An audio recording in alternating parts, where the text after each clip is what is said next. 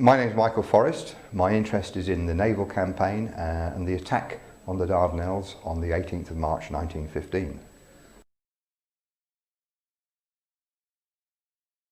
The thing to remember is that warships were used against the Dardanelles fortifications at a time when the Royal Navy was perhaps certainly the largest navy in the world and had a huge amount of warships available. However, pitching warships against coastal fortifications is a very difficult thing to do. Coastal fortifications are designed to sink warships. Warships are designed to engage other warships. So these ships couldn't succeed even at Gallipoli? The problem was that they were firing the wrong type of ammunition at the wrong type of target. Ships, again, are designed to engage other ships, not shore fortifications. Yet the guns of the shore fortifications were there designed to sink ships. But it wasn't just the big coastal guns that defending the Dardanelles. There was a minefield. And the minefield of something over 400 mines had been laid in a 6-month period. And could one mine sink one ship? Well, yes is the answer to that. It depends where the mine explodes on the ship. For instance, HMS Irresistible, she hit a mine on her starboard side, which flooded the starboard engine room. As the water poured in, the bulkhead to the port engine room collapsed, and the ship then was dead in the water. So in fact, although she was to sink on her own accord overnight, she was subject to significant shelling. Fortunately, most of the crew were removed from the ship during that particular event.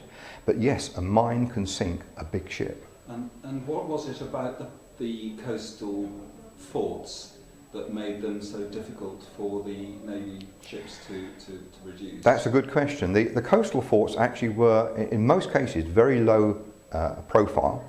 They were set at shoreline level, so the guns might have only been 20 to 30 feet above the actual sea level. They're very, very difficult to see, and when you have warships at a range of 15,000 yards, firing a gun, which perhaps with the gun position is only a target of about 100 meters in diameter, it's a very, very difficult thing to attack. If you can't see your target, you can't successfully shell it.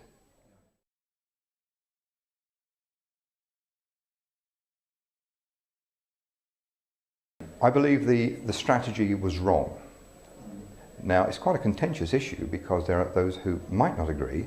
However, British intelligence had been reporting for over 30 years that a combined operation of both sea and land attack was necessary to capture and destroy the fortifications. The minefield was what was sinking the ships and significantly stopping ships progressing through the Dardanelles, but the fact the minefield couldn't be cleared was the single biggest problem. Minesweepers, little trawler minesweepers, little fishing boats were employed to try to clear the minefield, but they were operating under intense fire all the time. They were simply not man enough for the job. So really you're saying it never could have worked? Not under those circumstances. But with bigger ships? Or? If the Royal Navy and the combined Royal Navy and French Navy had attacked much earlier in the war, perhaps even as early as August 1914, before Britain had actually gone to war with Turkey, there could have been the possibility of success in penetrating the Dardanelles and sailing on to Constantinople. But even going through the Dardanelles with warships is one thing. You then have to support those warships. You need coal for the coal-fired warships, oil for the oil-fired warships, such as Queen Elizabeth. You need munitions, you need supplies, you need fresh water because you're going into a hostile area.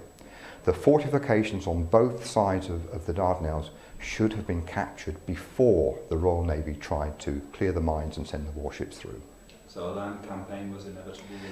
But a land campaign launched at the right time, perhaps much earlier, would have been more successful, almost certainly. But I'm not really here to talk about the actual land campaign of the Gallipoli invasion, but I believe that a combined operation much earlier, before the Turkish defenders had any idea what was going on, may well have been successful.